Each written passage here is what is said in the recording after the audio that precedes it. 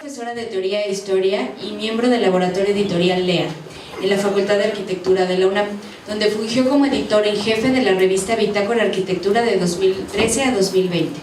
Ha sido editora del libro sobre arquitectura moderna mexicana y autora de varios capítulos de libros y ensayos en catálogos sobre arquitectura de estilo neocolonial, funcionalismo y la escena cultural de los años 30 en México. En 2015 apoyó a los curadores del Museum of Modern Art en la preparación de la exposición Latin American Construction Architecture 1955-1980 en 2018. Trabajó como asesora para la exposición Funding Translation Design in California and Mexico 1915-1985 en Los Ángeles County Museum of Art, y en 2020 fue curadora junto con Salvador Lizárraga de la exposición MX 1968 Arquitectura Olímpica y Medios Impresos en la Galería de la Facultad de Arquitectura de la UNAM en Ciudad Universitaria. Bienvenida.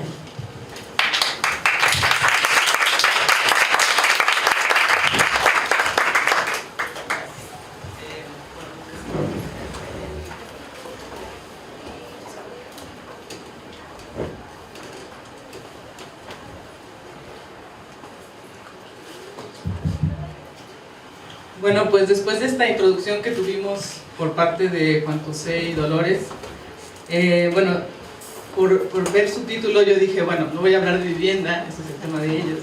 Y como él mismo dijo, vamos a ver si nos pisoteamos los temas, entonces no, creo que no va a suceder. Pero por supuesto que siempre es inevitable, ¿no? Si estamos hablando de un personaje como Gorman, siempre vamos y venimos con muchos temas. Entonces, yo quería aprovechar la oportunidad, al tener la oportunidad de celebrar y homenajear a Juan O'Gorman en su aniversario, quería aprovechar para decir su cualidad más destacable, que es su cualidad de ser este rebelde, este transgresor. Por ahí me preguntaban transgresor en cuanto a qué, ¿no? Transgresor me refiero a todas las cosas que se le dijeron que tenía que hacer, él hizo lo contrario, básicamente, ¿no? Con este espíritu que ya se habló mucho ahorita, de esta conciencia social que tenía y este espíritu de siempre proponer, desde muy joven tenía esta necesidad de transgredir y de romper los límites de lo que en ese momento se estaba haciendo en arquitectura en México. Creo que podemos empezar con la primera transgresión.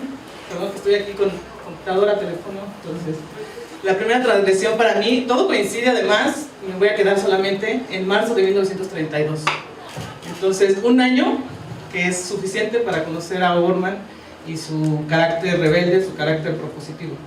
Entonces, la primera transgresión podríamos decir que es haber publicado este artículo en Tolteca, esta revista de la que ya habló Juan José, en la que dice básicamente que los problemas de la arquitectura son iguales a los del ingeniero, y que es lo mismo exactamente hacer una casa que hacer un lápiz, un foco o una corcholata, ¿no? Con este golpe, imagínense este golpe para los profesores de la academia.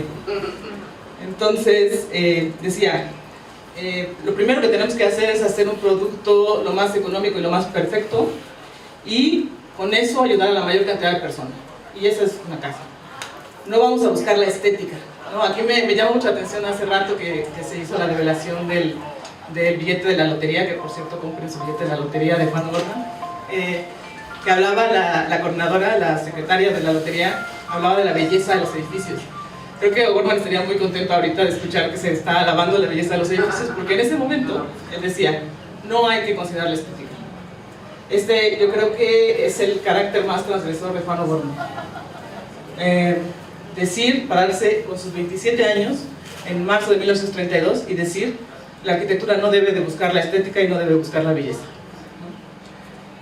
Bueno, por otro lado, este discurso no es tan extraño para esa época. O sea, podemos pensar, los surrealistas, los dadaístas, ya estaban hablando de que había una nueva belleza, de que justamente la estética era lo que había que atacar en el arte, ¿no? Entonces no está solo en esto, pero digamos, un poco en respuesta a la pregunta anterior que se hizo, de por qué Juan O'Gorman abandonó la arquitectura. Yo creo que más que Juan O'Gorman abandonó la arquitectura abandonó a Juan O'Gorman. O sea, los arquitectos mexicanos no supieron, no quisieron jugar este juego de los funcionalistas que por cierto no se llamaban a sí mismos funcionalistas en ese momento tampoco, de negar la estética, o de por lo menos decir esto en discurso. Entonces, ¿cómo era la educación en aquel momento? Bueno, primero decir que los arquitectos aprendían en la Academia de Bellas Artes de San Carlos. Es decir, eran pintores, escultores y arquitectos bajo el mismo techo y pues en actitudes bastante similares, ¿no? Digamos, los pintores estaban acá haciendo pintura de dibujo al desnudo y los arquitectos también estaban ahí, ¿no? Entonces había un espíritu en común que los unía. Pero ¿cómo enseñaban arquitectura? Este es un ejemplo simplemente de algunos ejercicios escolares que no son de Juan O'Gorman, pero para darnos una idea de cómo se enseñaba la arquitectura en aquel momento. Por un lado había esta idea de la arquitectura clásica, el neoclásico ya sería en ese momento, pero que tiene unos cánones y unas reglas muy estrictas. Para empezar, había que pensar desde afuera, ¿no? Desde cómo se ve el edificio.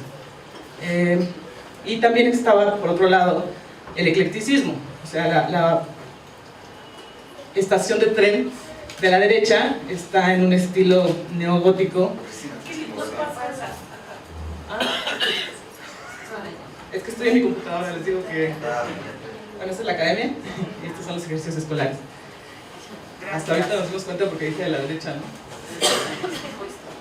Es que como que tengo que estar viendo las dos cosas, pero bueno, no alcanza el cable, perdón.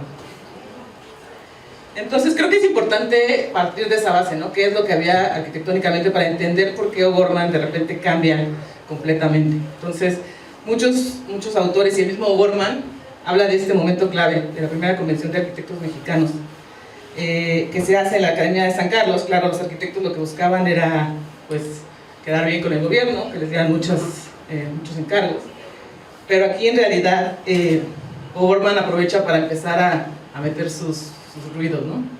Entonces dice, por ejemplo, en una carta que le escribe a Frida Kahlo, le dice: ahorita está en pie la primera convención de arquitectos y me invitaron a ver cuántas tarugadas les decía.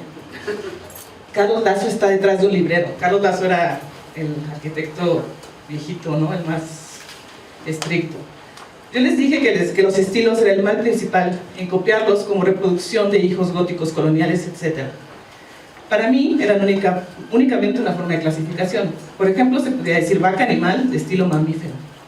Partenón, construcción de clasificación dórica, y por ahí va la cosa. Se rieron mucho y parece que les gustó, como especie de cosa de comedia o entretenimiento. Solo la voz ronca de don Manuel Ortiz Monasterio dijo que él pensaba lo mismo, después de lo cual hubo conciliación y besamanos entre él y yo.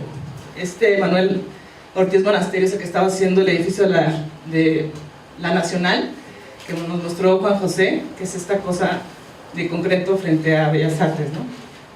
Dice, todo lo que se dijo fueron purititas y idioteces.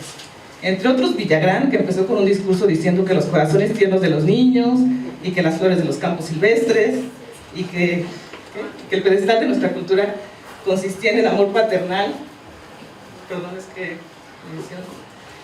y cosas por el estilo, muchos aplausos al final, etcétera, etcétera. Entonces ahí se ve un poquito el tono jocoso en el que ya se movía Juan O'Gorman y lo que pensaba de los arquitectos, ¿no? Entonces, para empezar, tenemos aquí pues el retrato de la convención y su foto que siempre destacaba Carlos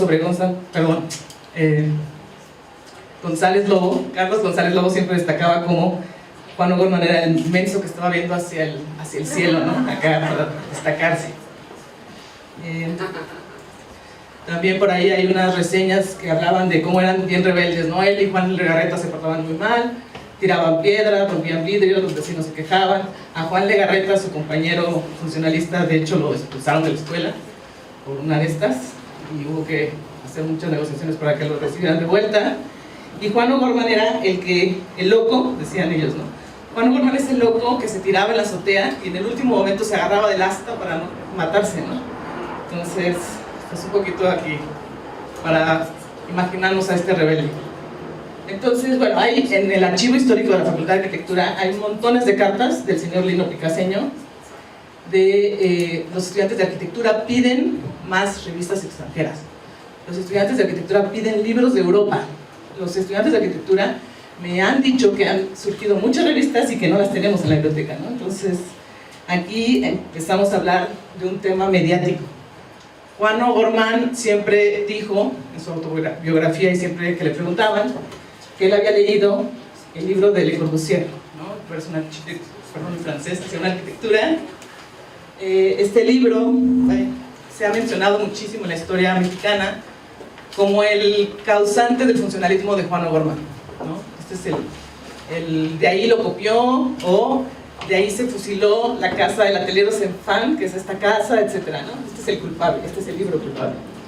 En este libro, Le Corbusier en realidad lo que proponía era que los arquitectos abrieran los ojos y voltearan a ver, ahí dicen, ojos que no ven, los aviones, los autos y los barcos, ¿no? Lo que proponía es que abrieran los ojos y vieran cómo se habían resuelto estas cosas de la modernidad de una forma en la que no había una apreciación estética primero. O sea, lo que se había hecho era primero ver la necesidad y luego resolverla de la mejor forma. Claro, después, el mismo Le Corbusier va a hablar de la belleza y de lo eterno del arte de la arquitectura. O sea, este libro tiene la mitad, esta idea de las máquinas, y la otra mitad es un canto en realidad a las proporciones, a la armonía, a la belleza clásica de la arquitectura. Entonces, ¿qué hizo Juan O'Gorman? Hace rato se habló, ¿no?, de que O'Gorman hace una lectura, digamos, especial sobre las cosas, no se traga todo el discurso y nada más. O'Gorman se queda con una parte del discurso. Le Corbusier había dicho, la casa es una máquina para vivir, en un sentido metafórico para inspirar a los arquitectos, no para tomarse literalmente, nunca. De hecho, si ustedes revisan la historia de las casas, y sobre todo las casas de Corbusier, no verán nunca un funcionalismo tan acusado. De hecho, se peleó con muchos arquitectos europeos por este tema. Había, sí, en Europa, muchos arquitectos, por ejemplo, en el nuevo Frankfurt de Ernst May, donde trabajó Max Cheto, había muchos arquitectos que sí creían que había que dejar la belleza fuera, que pensaban como Gordon, pero Le Corbusier no era uno de ellos. Entonces aquí la primera transgresión de Juan O'Gorman, hacer esta casa, pensando, proponiendo una casa para la posrevolución, una casa con una intención de promoverse a sí mismo, una casa que él diseña para su padre porque se lo promete. Dice, su padre le dice, te voy a pagar la carrera, pero con la condición de que me hagas una casa. Entonces, bueno, hay muchas versiones de esto, pero yo me creo esta, que es que justamente está en el archivo de Esther McCoy, es una reseña de 1942, una semblanza que obviamente la escribe el mismo O'Gorman, y ahí pone esa razón, ¿no? Entonces dices, ok, esta es la mejor razón. Más adelante en su autobiografía él dirá, le hice esta casa a mi padre, pero mi padre es una persona horrible, nefasta, que no quiso irse a vivir ahí porque así son los viejos, no sé qué, ¿no? Una cosa, digamos, ya muy pasional, ¿no? O sea, la autobiografía es una maravilla, sí coincido que estaría bueno editarle todo esto, pero siempre hay que entender que es una cosa escrita en los años 70, y en los años 70 O'Gorman ya es una persona muy amargada, así como decía que su padre era amargado, un poco él lo era, ¿no? Entonces, y bueno, está a 10 años de cometer esta decisión que discutimos hace rato, ¿no? Entonces, bueno, la primera transgresión, decir que una casa se hace como una corcholata o como un lápiz, construirla con todas estas características maravillosas que tenemos aquí enfrente. Ni siquiera tengo que mostrar las fotos, aunque sí puedo mostrarlas porque quizá en las fotos esto es algo pues, de la modernidad, ¿no? Las fotos nos obligan a ver las cosas con otros ojos, y aquí podemos ver lo audaz y lo transgresor, otra vez, que es la arquitectura y la propuesta de Juan O'Gorman. Para empezar, es tan transgresor que ahorita está prohibido hacer algo así. O sea, aquí está rompiendo todos los límites, aquí puede morir alguien. O sea, no ha muerto nadie, ¿no? O sea, estos son, digamos, lineamientos que surgen, que son, podríamos argumentar que son ultraproteccionistas, ¿no? Quizá no con un niño, porque un niño corre y a lo mejor se cae, pero podríamos pensar que un adulto no tiene por qué caerse, porque, a menos que lo quiera hacer a fuerza, ¿no? Que quiera brincar. Pero bueno, es tan transgresor, insisto, que estas casas no pasan por seguridad, ni por estructura, ni por nada, ¿no? Pero además aquí tiene perdón mis croquis feos, pero son mis interpretaciones de lo que arrojaron las calas cuando se hicieron las restauraciones.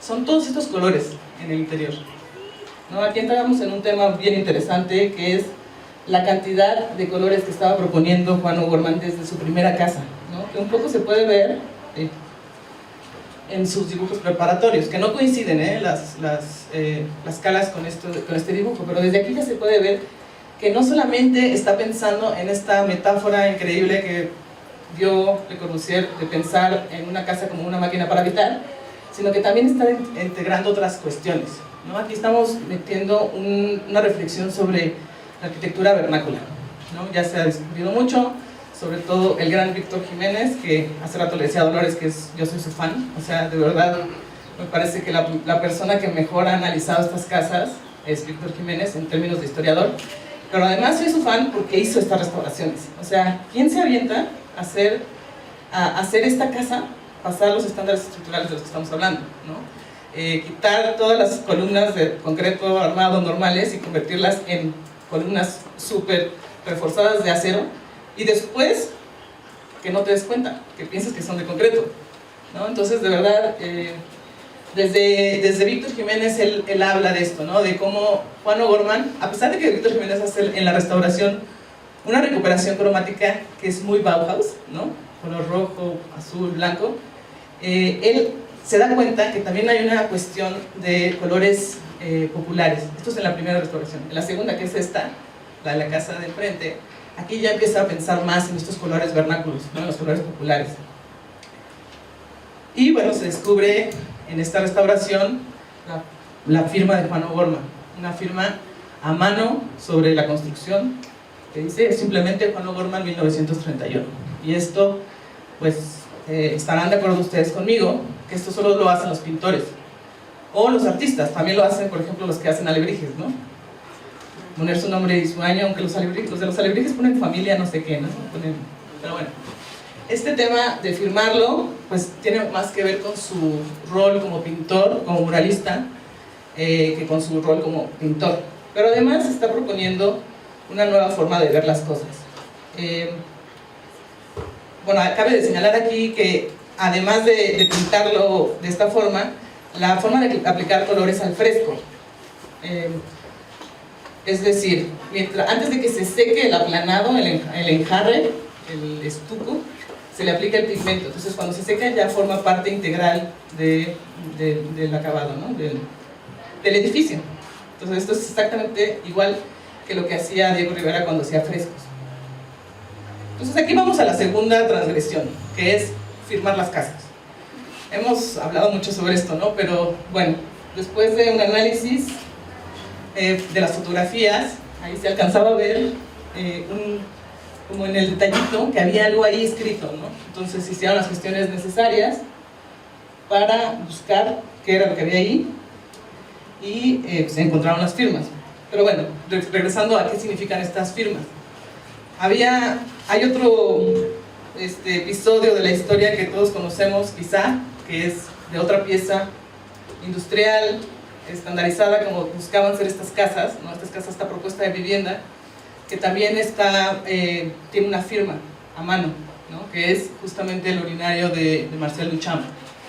Entonces, es un gesto dadaísta, es un gesto súper transgresor, que no solamente va en contra de la idea de la estética y la belleza, que era la parte más transgresora de O'Gorman, sino que va contra la idea completamente del arte, ¿no? Mucho se ha hablado de cómo este gesto pues destruye cualquier concepción que podamos tener de arte, ¿no? Y sigue siendo muy potente. Ahora ya está súper rebasado y ahora hasta ponen plátanos con masking tape y cosas de este tipo. Pero digamos ya es un abuso, ¿no? De este primer gesto.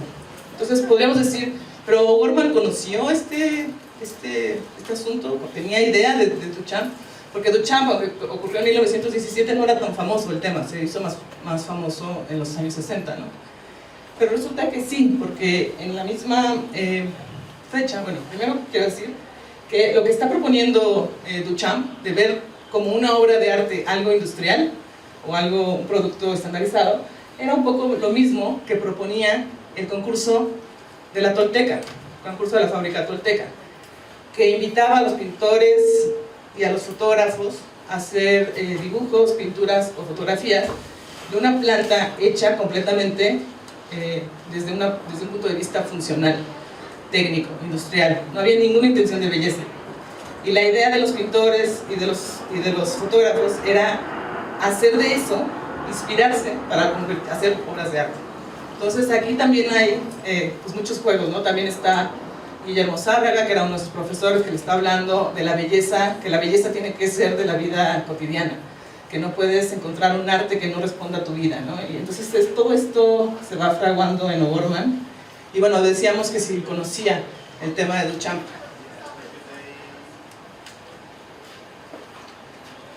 Resulta que sí, desde 1900, me parece que 25, ahorita se me fue la fecha exacta, pero Walter Patch había venido a México y había dado su conferencia sobre arquitectura, perdón, sobre arte moderno, europeo y también estadounidense, y era muy probable que hubiera hablado de los ready-mades.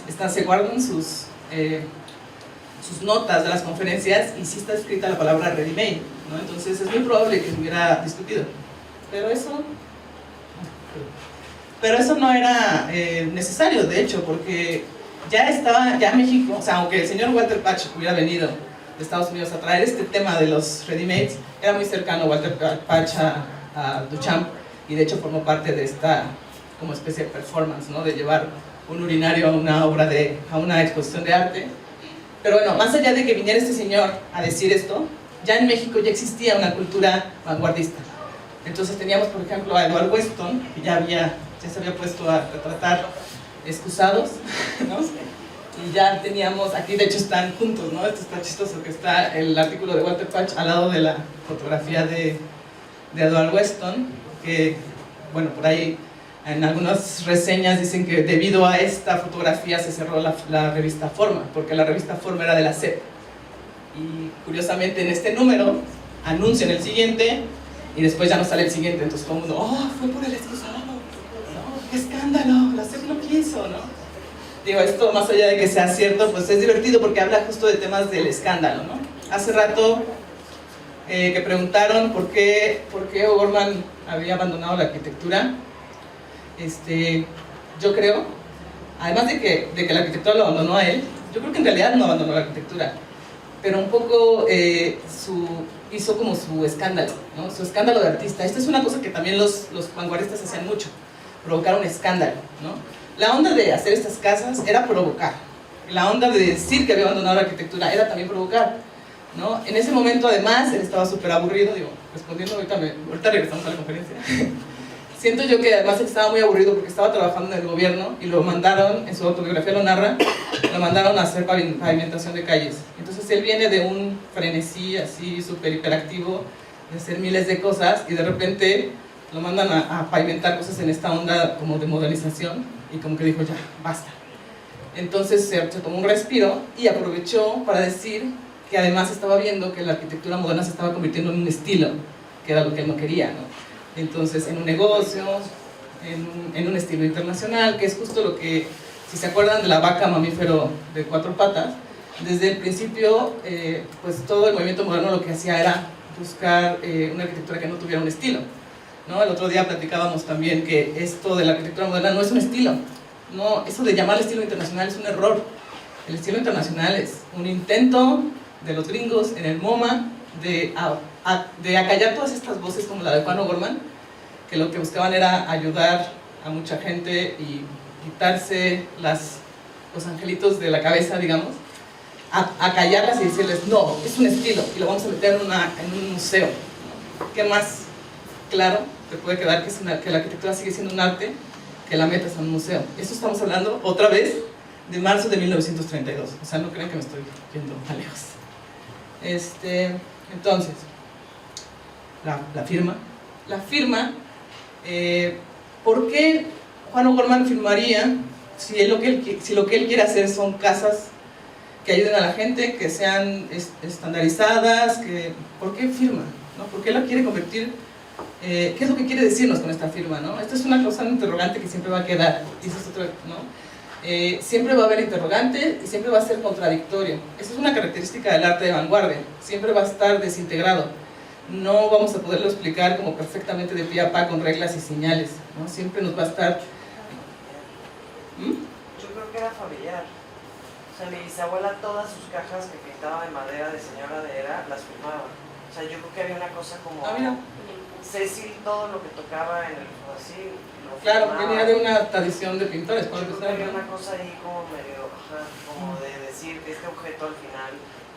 Es mío, sí. Caja de madera, pintura o casa. Bueno, podríamos también, esa es una interpretación posible, hay muchas, ¿no? Podríamos también decir, ¿cómo era San Ángel en aquel momento? San Ángel era como este pueblito, ya sé que ahorita es otra cosa completamente distinta, pero San Ángel era este pueblito al que se iba fácilmente a pasar el fin de semana y sentirse muy elegantes, ¿no? Entonces venían y hacían aquí el desayuno, y se vestían con sus vestidos y volaban al viento y se abanicaban, ¿sí me entienden? Este era el tipo de...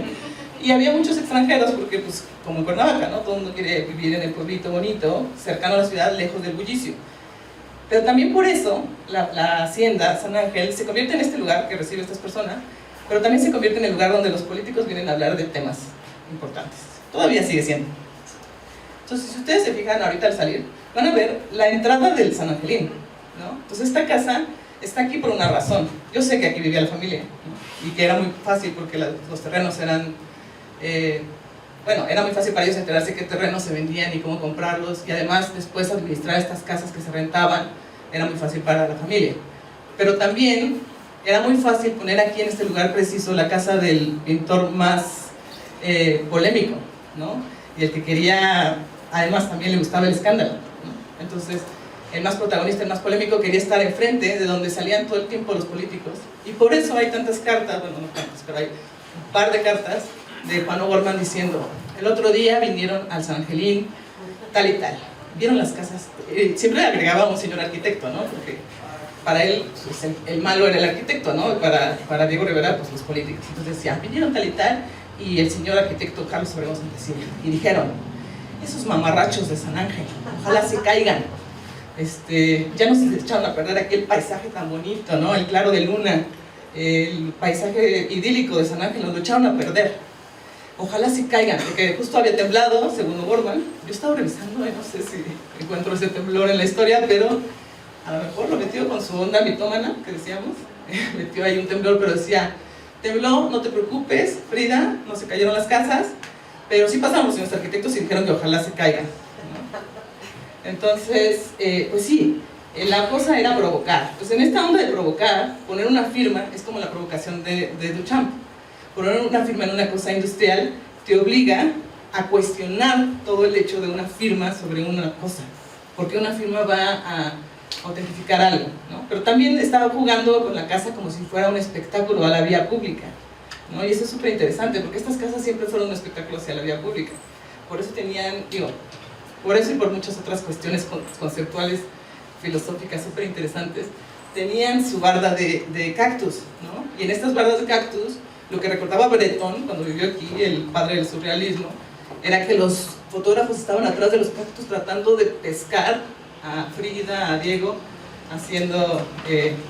Maestra, ¿me ponen nerviosa ahí? Pues no sé, tal que digo una tontería y tú no estás escuchando. Bueno. Entonces, bueno, todo eso, por las firmas y muchas cosas más que se nos puedan ocurrir. Y eso es lo interesante, ¿no? Que se nos ocurran cosas por las firmas.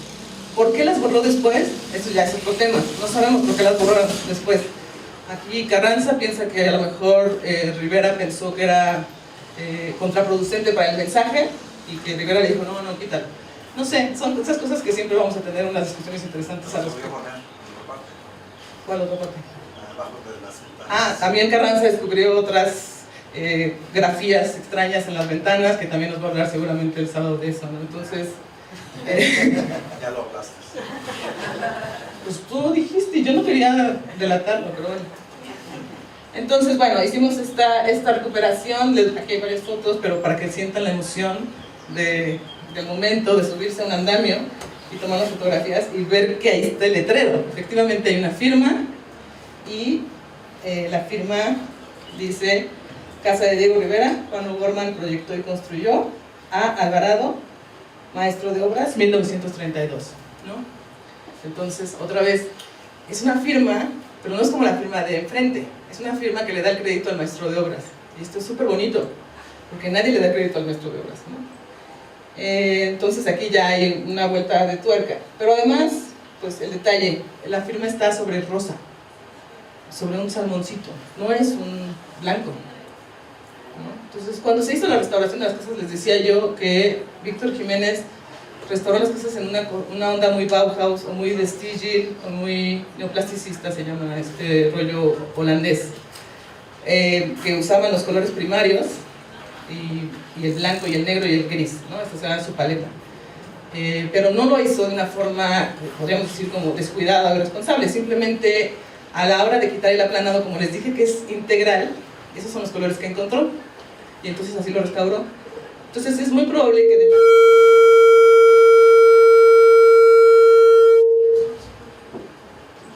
Ya. ¿fue esto?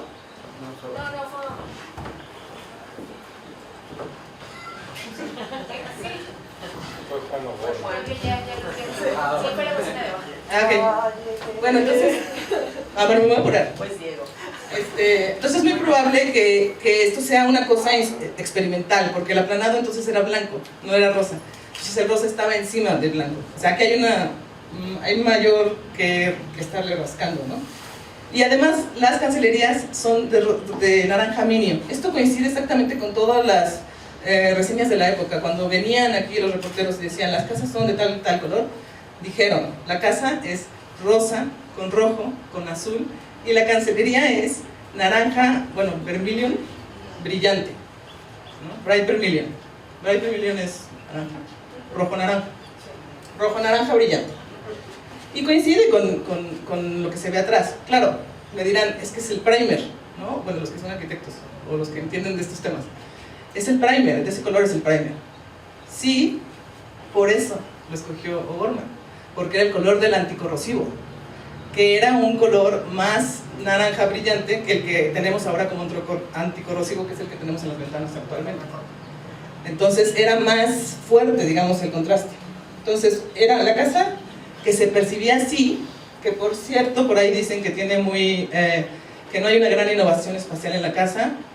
Yo los invito, es que por ahí hay algunos textos que dicen esto, yo los invito a que se den una vuelta y que observen las fotografías también, porque otra vez las fotografías nos dirigen a los lugares adecuados, para que nos demos cuenta de la gran riqueza espacial de esta casa, ¿no? La casa de Frida también.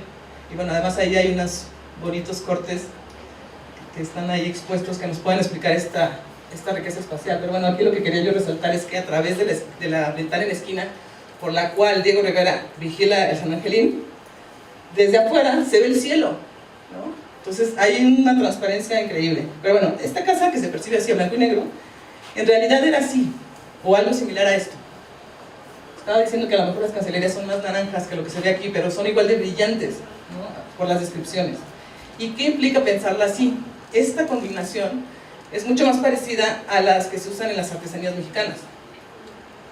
Además, O'Gorman podía ver blanco. O'Gorman decía, por ejemplo, para las escuelas, decía, las escuelas se pueden pintar de rosa, naranja, verde, azul, rojo o café, o cualquier color menos blanco.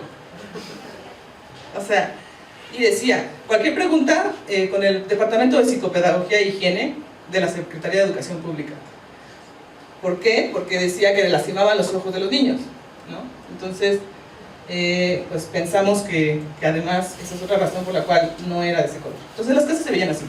En esta reseña que les decía de Esther McCoy, esta semblanza, ella explica y dice, es muy común ver a los turistas ir a ver las casas rosa y azul de Diego y Frida.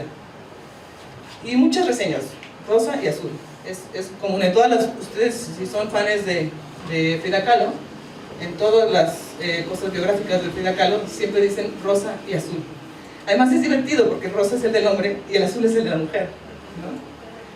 Entonces, bueno, y es común que los edificios del movimiento moderno se entiendan pues como solo blancos, ¿no? Entonces, por ejemplo, esta foto, para los que son historiadores de la arquitectura o les enseñaron esto en algún momento, es la Villa Savoy de Le Corbusier, Savoy de Le Corbusier, se entiende como blanca, ¿no? Y así se ha entendido por muchísimo tiempo, porque la fotografía era blanco y negro, pero la maqueta era de todos esos colores, ¿no? Entonces, solo un ejemplo de, bueno, y en la vida real igual, ¿no? Después de la Segunda Guerra Mundial, esta casa estaba completamente destruida, hasta caballos habían adentro, ¿no? Entonces, cuando la restauraron toda blanca, y poco a poco han ido recuperando el color que tenían. Bueno, este tema es muy interesante porque si las casas se han percibido como blancas, es un conjunto de percepciones que han preferido entenderlas como blancas. El blanco como símbolo de lo perfecto, lo clásico, lo científico, lo correcto, lo moderno. Y el color siempre como lo sexual, lo primitivo, lo sucio, lo popular. Siempre se ha, es parte de, podría decir patriarcado, pero no es patriarcado nada más. Es parte del mundo, de la sociedad, cómo vemos las cosas, ¿no? Esto es más bien un tema hasta racial, podríamos decir, ¿no? Cómo vemos las cosas. Lo primitivo, por el lado de lo primitivo están todos los colores, y por el lado de lo perfecto, lo clásico, lo moderno, está el blanco. Entonces, fue un conjunto de historiadores, de pensadores, de teóricos que decidieron promover la idea de una arquitectura blanca y dejar de lado el color. Entonces, en nuestro caso, es todavía más complejo, porque nosotros basamos nuestra nacionalidad en nuestra otredad. Entonces, nosotros preferimos decir que nuestras cosas son de colores, ¿no? Pero esto no quiere decir que no siga siendo válido lo que estoy diciendo. Entonces, esto es algo que ha trabajado muchos personajes como Mark Whitley de la arquitectura, bueno, para más referencia, y bueno, O'Gorman. Le Corbusier era el ejemplo perfecto, y sobre todo esta casa, que era la casa que supuestamente se había fusilado O'Gorman. Entonces es chistoso y es una cosa aquí interesante cómo tener los dos contrastes. La casa que supuestamente era blanca es la que O'Gorman está copiando, pero la está copiando de colores. Pero en realidad la casa del Atelier Osenfant no era solo blanco, tenía todos los colores que se puedan imaginar: turquesa, verde, siena, tierra tostada, todos los colores que se puedan imaginar, tenuecitos, como era la paleta de Le Corbusier, pero sí los tenía, pero por afuera era blanca. Y esta fotografía además hablaba mucho de lo blanco de la casa, porque tenía un plafón, porque estaba al norte, y entonces la gente inmediatamente se imagina blanco. Aquí está la paleta de Le Corbusier, de 1931, no me estoy yendo más adelante en la historia. Esta es la paleta que trabajó con una compañía de pintura en París, y bueno, esos son los colores que manejaba. Es muy denso, o sea, tiene toda una teoría de la policromía y del paseo. Pero bueno, decimos, ¿cómo O'Gorman sabía de estos colores o solo veía las fotografías a blanco y negro? Pues llegaba a México, muy al contrario de lo que se ha dicho, a México llegaba inmediatamente todo lo de Europa.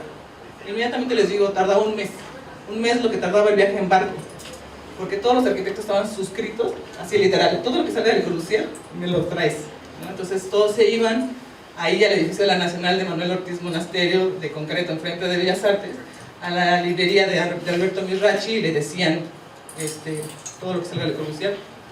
Entonces, mucho era de Le Corbusier y de todos los arquitectos. Salía en esta revista, la Architecture Vivante, que tenía páginas de color, ¿no? Como una especie de serigrafía se hacían estas páginas de color.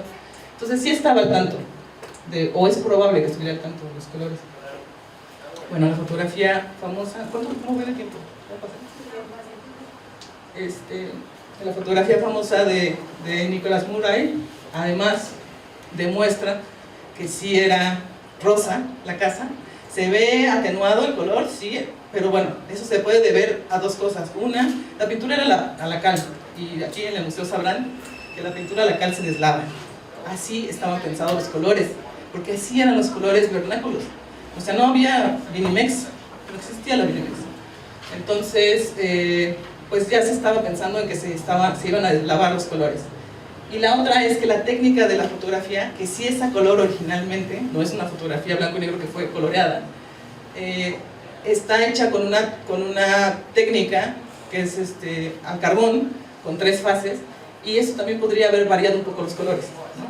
Pero bueno, el punto es que la casa no era blanca, ¿no? Era rosa, en tonos rojos, rosados, pero además está la carta que le escribe Juan O'Gorman a Diego Rivera avisándole que había trabajado con Ramón Alba Guadarrama el tono que él quería para la casa, rosa marquesote, y que ya habían llegado al tono y que le proponía esta forma de pintar. Entonces, bueno, aquí en teoría yo tenía que leer lo que dice ahí, pero no puedo ver nada, pero bueno, ustedes lo pueden leer.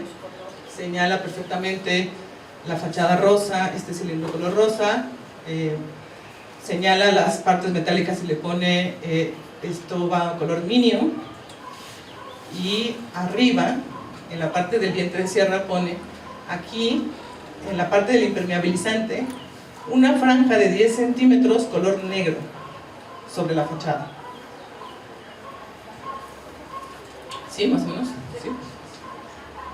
Y bueno, ¿cuál es el color rosa marquesote? El marquesote, si ustedes lo googlean, es un panecito esponjosito que no tiene nada, pero originalmente tenía esta capita, que ahora le llaman cortadillo, pero tenía esta capita de azuquitar color rosa, rosa mexicano, ¿no? Es el que entendemos como rosa mexicano. ¿Y cómo se obtenía el rosa mexicano? De la grana cochinilla. Entonces es muy bonito pensar que en los experimentos de esta casa hubiera esta idea de mezclar pigmentos prehispánicos con el minio, que el minio proviene de España. En España es donde producen este color anticorrosivo, ¿no? Y bueno, este es el color carmín, del cual sale el rosita. Pero bueno, lo interesante a mí también me parece son estas franjas negras que habría que recuperar, porque anuncian algo funcional de la casa, ¿no? El impermeabilizante. Si está el impermeabilizante, ¿por qué no lo vamos a ver? Y lo pone ahí, lo presume en la fachada. Pero además subraya el diente de sierra. O sea, lo presume, ¿no? Dice, aquí estoy y tengo un diente de sierra. Señores del San Angelín, véanme, ¿no? Entonces, al pensar, bueno, esta raya negra se ve en muchas fotografías. Aquí se ven en estas dos, en esta postal que tienen aquí en el museo, que es maravillosa, me encanta, porque muestra perfectamente el entorno casi rural de San Ángel y la locura de las casas ahí. De hecho se ve la escalera de la casa allá, ¿no? Que le decía a Lolita que además de su anécdota del albañil, cuando las construyó originalmente las casas, los vecinos, hay relatos de los vecinos de la colonia que venían a ver si no se le había caído la escalera. O sea, y además sale en el cuadro de Kitagawa, que tengo pésima copia y por favor luego voy a pedir que me den una copia bien de esto. Y sale en el reel de un antropólogo que no tenía por qué estar tomando estas casas, pero pasó y las tomó. Y bueno, ya por cierto, esta apertura de las ventanas que se logró y que nos permite ahora entender completamente, como un pequeño detalle cambia el chip de cómo entendemos una casa, ¿no? La casa de Frida, que siempre se ha entendido como demasiado encerrada, demasiado pequeña, no sé qué, cuando la abres así completamente, se cumple con lo que decía en esta reseña gringa de una revista liderada por mujeres que se llamaba Arte y Decoración, Arte y Decoración, que decía, la casa de Frida tiene un taller terraza, o sea, es un taller que al mismo tiempo es una terraza. Entonces lo interesante es que puedes abrir completamente las ventanas, no sé si se ve aquí, pero puedes abrir 3 ventanales completamente de piso a techo. O sea, si les parece muy audaz la casa de enfrente, la casa de Frida es la cosa más audaz del mundo. No solo vuela a no sé cuántos metros, 10 metros de altura para subir a la azotea, sino que además puede abrir completamente 3 ventanas, 4, o sea, serían 3 fachadas completas de piso a techo, ¿no? Entonces sí, es una terraza taller. Y bueno, en esta reseña los colores están un poco mal. Dicen que la casa de Frida es la que es rosa. Y aquí hay una anécdota. Frida le escribe a su mamá y le dice, pinta la casa, se refiere a la de Coyoacán, pinta la casa de algún color que no sea azul, no sé cuál. Es chistoso porque el azul es un ejemplo malo para ella. Y dice, de algún color de pulquería, esos son los colores, un rosa, un verde de pulquería, etcétera, ¿no? Entonces con eso se burla de todo pues, de una forma muy sarcástica, ¿no? Bueno, ¿a quién iba dirigido esta burla? Pues yo no me voy a dar tiempo de leer eso, pero a esta onda que estaba sucediendo en aquel momento. ¿Cómo era la arquitectura de los años 30 en México? Si no era como la de O'Gorman. Pues era una arquitectura que podríamos calificar de colonial californiano. No el colonial californiano elegante de las lomas, ese es como de los años 40. Uno más humilde, digamos, más chiquito, más como la Condesa. La Condesa, no la versión Art Deco, sino la versión con tejitas, azulejitos, etc. Y bueno, aquí O'Gorman se está burlando muchos años después de que en realidad este estilo había estado de moda porque vino de Estados Unidos. O sea, no era en realidad mexicano, ¿no? Porque lo que le criticaron mucho en las pláticas es que su arquitectura era europea y no apta para México. Entonces la alternativa era la arquitectura colonial californiana. Y O'Gorman decía, O'Gorman y Sánchez Fogarty, ¿no? Este personaje del que les habló Juan José hace rato, ambos decían, lo que es absurdo es que quieran una arquitectura más mexicana, pero copian el estilo de Estados Unidos, de California, porque en California estaba de moda el Spanish Colonial Revival, Spanish Colonial Revival Style. Y bueno, así se vendían las casas, por ejemplo, ¿no? Estilo colonial californiano. Este anuncio que vende casas es en un terreno donde O'Gorman estaba construyendo una de sus 26 escuelas nuevas. Las 26 escuelas que estaba construyendo, esto no debería estar aquí. Bueno, las 26 escuelas que estaba construyendo con estos principios. O sea, este señor rebelde, transgresor de 27 años, señor, pues es que ahorita no sería señor, ahorita sería un adolescente todavía, ¿no? De 27. Tenía encima la responsabilidad de construir las escuelas primarias de la Ciudad de México, ¿no? Mientras Legarreta estaba construyendo, bueno, Legarreta y su socio, después de la muerte de Legarreta, estaban construyendo 3 unidades de vivienda obrera gigantes en la ciudad, ¿no? Entonces, las pláticas de 33 es como la venganza de los arquitectos en contra de los jóvenes.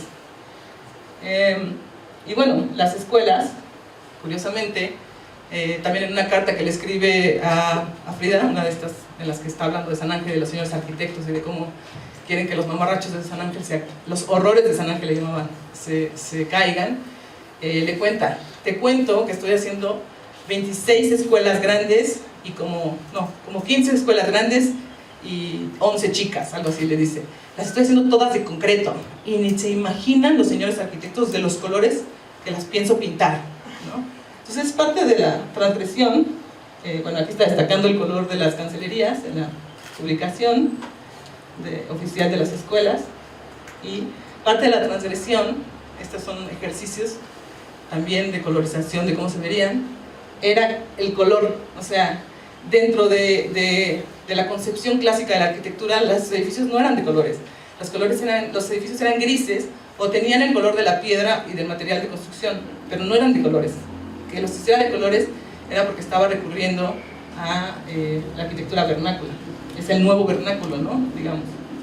Entonces, aquí tendría que haber incluido unas fotos a blanco y negro primero, para que vieran la transición, pero algo falló. Pero pueden imaginárselo blanco y negro, podría ser para muchos arquitectos aburridísimo, ¿no? Y una explicación de por qué estaban tan enojados. Pero además le agregamos los colores de tlapalería, ¿no? De verdulería, en colores contrastantes que decían escuela primaria en todos.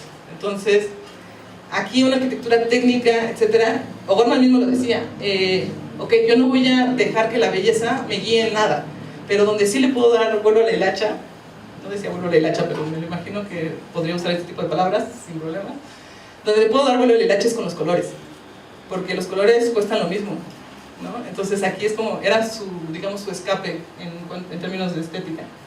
Y bueno, ya para finalizar rápidamente, un poco también entender esta mente de O'Gorman, que sí es contradictorio, pero en alguna forma puedes entender su filosofía básica. Era este fabuloso croquis que todavía no sé dónde está el original y que lo sigo buscando, que explica muy bien cómo para él hay dos polos. No lo estoy viendo, entonces ustedes me parece digo algo raro, pero hay dos polos, ¿no? El polo del arte y el polo de lo exacto, la estética y la tecnología, o el arte y el objeto útil, ¿no? Entonces, en ese ámbito se mueve la arquitectura, a veces más hacia un lado, a veces más hacia el otro lado. Pero lo interesante de bueno, y hacia un lado, el lado del arte tenemos su casa cueva, y hacia el lado de la tecnología o del objeto útil tenemos las escuelas. Pero lo interesante de este esquema es que del lado más extremo, del lado de la tecnología, él pone dos salvedades. Los objetos técnicos sí pueden ser considerados artísticos. Uno, o por el tiempo, como en los museos, y el otro ya no me acuerdo qué es.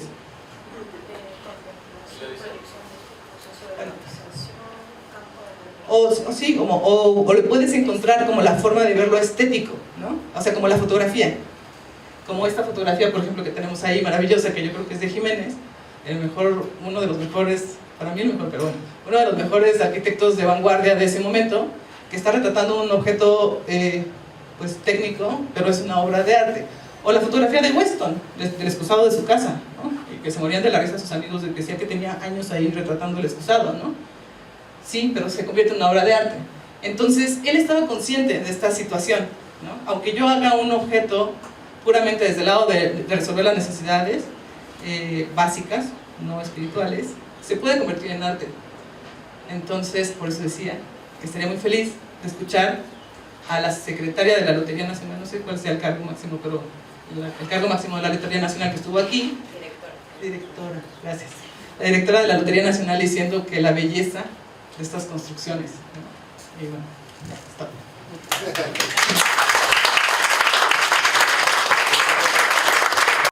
Gobierno de México.